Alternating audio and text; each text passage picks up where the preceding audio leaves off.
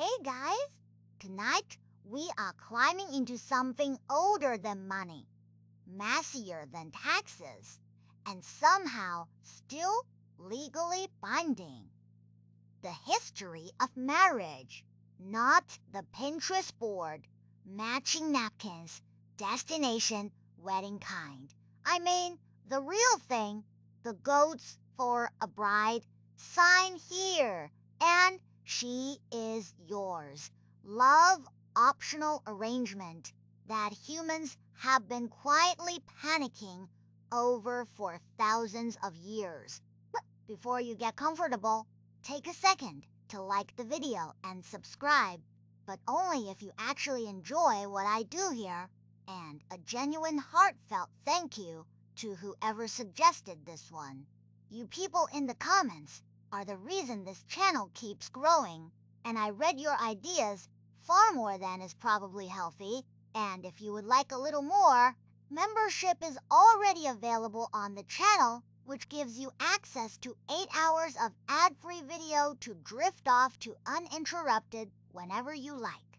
If you would rather drift off with just your ears, the channel's now on Spotify too, link down in the description. Now, dim the lights. Switch on a fan for that soft white noise, and get comfortable. Let us pause for a moment. Have you ever wondered how humans went from trading livestock for a spouse to swiping right at 2 in the morning? Was marriage ever actually about love, or did somebody just invent that later to sell greeting cards? Did people really marry strangers picked by their parents? And did they at least get a refund if it went badly? What did a wedding even look like before cake, before rings, before the awkward seating chart that ruined 3 friendships? Could you survive a marriage arranged when you were 7 to someone you would meet for the first time at the altar in front of a village that already had opinions? And now, congratulations! You have just woken up somewhere in the ancient world. A contract is being drawn up in your name, and nobody has thought to ask how you feel about it. Good luck. Let us start at the very beginning. Long before rings, vows, or venue deposits, in the earliest human communities, marriage, as we would recognize, it did not really exist. There were pair bonds. Two people deciding to share a fire, shelter, and the exhausting business of not being eaten, but there was no ceremony, no paperwork, and certainly no efficient clearing his throat. Partnership was about survival, not romance. You did not fall in love so much as fall in with whoever was reliable, useful, and unlikely to wander off with your only spear. It was not glamorous, but it was the seed of everything that came after. Picture your world. You live in a small band of people, everyone related to everyone in ways that would take a modern family tree, 3 sheets of paper, and a headache to untangle. Here is no privacy, no property to speak of, and no concept of a honeymoon unless you count sleeping slightly farther from the others one night. Your survival depends entirely on the group.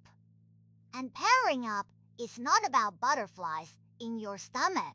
It is about pooling labor, sharing food, and making sure any children born have more than one adult invested in keeping them alive through the next hard winter. And children were quietly the entire point. In a world where a bad season could wipe out half your band, raising the next generation was the most important project anyone had. A stable partnership meant a better chance those children survived. So while nobody sat down and drafted rules, patterns still formed. People paired off. Bands traded members to avoid the awkward genetic consequences of everyone marrying their cousin, communities developed unspoken expectations about who belonged with whom, enforced not by law, but by the far more terrifying force of everyone knowing your business. Now, was any of this romantic? Almost certainly not by your standards. There were no candles at dinners because dinner was whatever did not run away fast enough. And candles were thousands of years from being someone else's problem. There was no proposal, no getting down on one knee unless you were getting down on one knee to gut a fish. Affection surely existed. Humans have always been humans, and there were undoubtedly couples who genuinely adored each other. But adoration was a bonus feature, not the base model. The base model was, can we survive together longer than we can survive apart? It is a little humbling. Really? Every overwrought wedding toast, every anniversary card with a poem inside, every couple arguing about throw pillows. It all traces back to two prehistoric people deciding it was more efficient to share a cave than to freeze separately with excellent principles. Romance is the luxury, upgrade humanity added later once the immediate threat of starvation eased off enough to leave room for feelings. So no, there was no institution of marriage in the deep past. There was something simpler and stranger.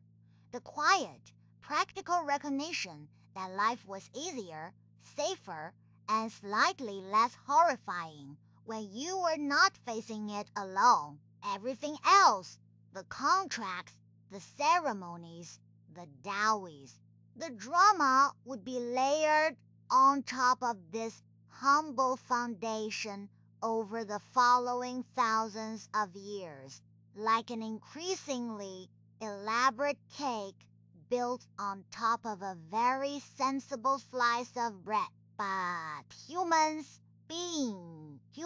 could never leave a good thing simple. The moment we started accumulating possessions worth arguing over, someone was going to want it all written down, and for that, we head to the land between two rivers where marriage got its first taste of bureaucracy. It is time to meet the inventors of the marriage contract. And no, it was not a love-struck poet. It was ancient Mesopotamia, where marriage was quite literally a legal transaction written into clay. Around 4,000 years ago, the Code of Hammurabi laid out the rules in delightfully unromantic detail. What a bride was worth, what happened if a husband strayed, and what the neighbors could expect if things fell apart. Marriage here was not a feeling, it was a filing. You did not need a spark, you needed a scribe, a witness, and a firm handshake between two families who would already sorted out the goats. Let us set the scene. You live in a bustling city of mud brick buildings, baking under a relentless sun, surrounded by canals, temples, and the constant smell of the river doing whatever rivers do. Your marriage begins not with a question, but with a negotiation, conducted largely by your parents, while you stand nearby, feeling less like a bride or groom and more like a particularly promising piece of real estate. Terms are discussed, payments are agreed, and, crucially, someone writes it all down. Because in Mesopotamia, if it was not written, it did not happen. That written contract was the marriage. No document, no legal union. You were just two people cohabiting with no rights, which was frowned upon and legally precarious. So described God to work, pressing wedge-shaped marks into wet clay with the seriousness of a lawyer billing by the hour. The tablet recorded the bride's dowry, the groom's obligations, and the consequences if either side misbehaved. It was a prenup, a marriage license, and a warning label, all baked into one tidy brick. And all the consequences were specific. The Code of Hammurabi did not deal in vague feelings. It dealt in outcomes. It spelled out what happened if a wife was neglected, if a husband took a second wife, if a woman could not have children, if someone was unfaithful, and what compensation was owed when things went sideways. Some of these laws protected women more than you would expect, granting them property rights and financial security if a marriage dissolved. Others were brutally harsh in ways we would find horrifying today.